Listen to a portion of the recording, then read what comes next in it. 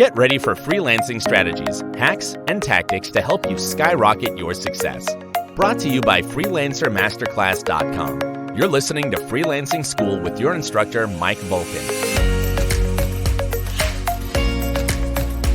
Hi everyone, Mike Volkin here with Freelancer Masterclass. I wanted to talk to you about our new sponsor, Tresta.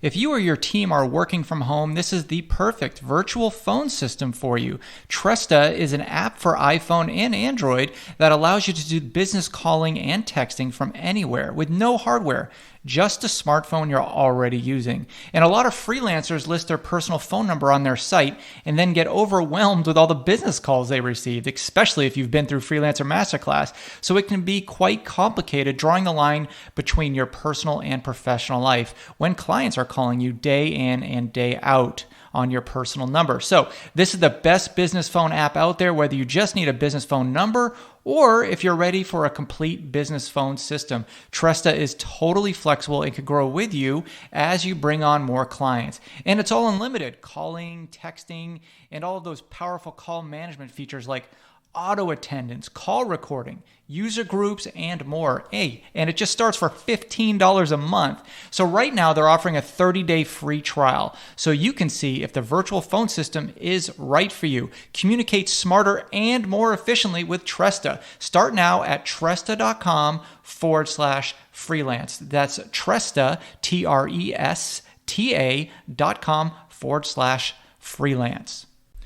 All right, everybody. Today's subject is white labeling your freelance services. Should you do it or should you not?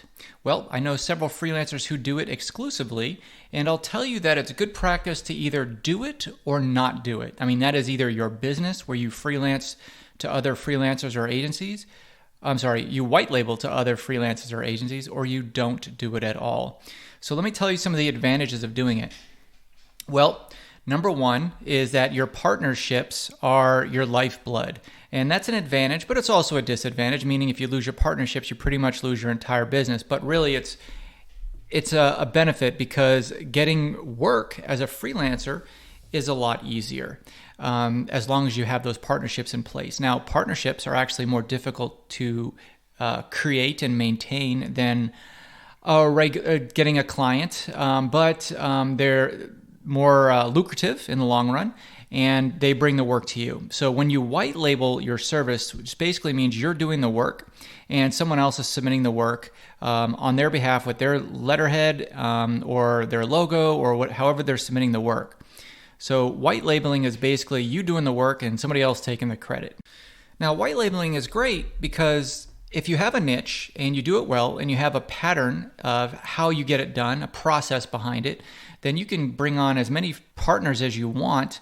And as long as you have a stable process in place to be able to fulfill the work, it's actually quite easy. You're not running around all over the place trying to find clients that work for different companies and so on and so forth. So you might have a partner that has 6 clients for you, and you are working with that one particular client, and that client, or that partner rather, is the one that's working communication-wise with all the clients. So you're doing all the work and they're doing all the communication. So if communication isn't really a strong point for you, that's an advantage to white labeling your services. You're talking to one person fulfilling 6 clients or 7 clients, whatever that partner may have, while you're just executing the work. Now, the bad thing about it is that there's a limit to how much you can do during the day, right?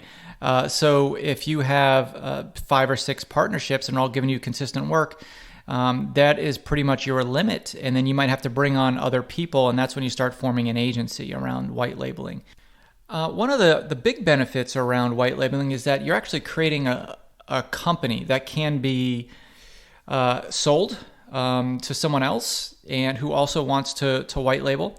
So you can create, white labeling SEO agency.com or whatever the name might be. And now you're building a brand, and these partnerships will go more towards the white labeling aspect of what you do, and they're buying into your company rather than you yourself. As opposed to when you're freelancing, you're servicing clients, they're really buying you. I mean, they're buying what you do, but repeat clients are buying into you. They like you. They like to work with you. And it's hard to sell that, right? You can't sell that to someone else and then tell your client, hey, the work I was doing now belongs to this other person. It's not sellable when that occurs. But when you're white labeling, then that is a potential, because now you're, instead of trying to sell yourself, you're actually selling your company and the processes behind it.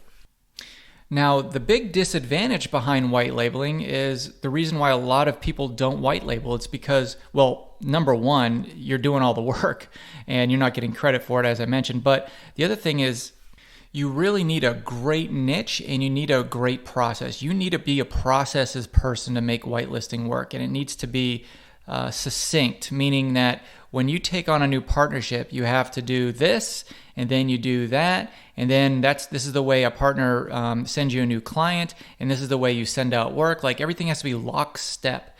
Everything about white labeling, it's crucial that the processes are in place and they're adhered to. So you have to be a good project manager. You have to be a good process person.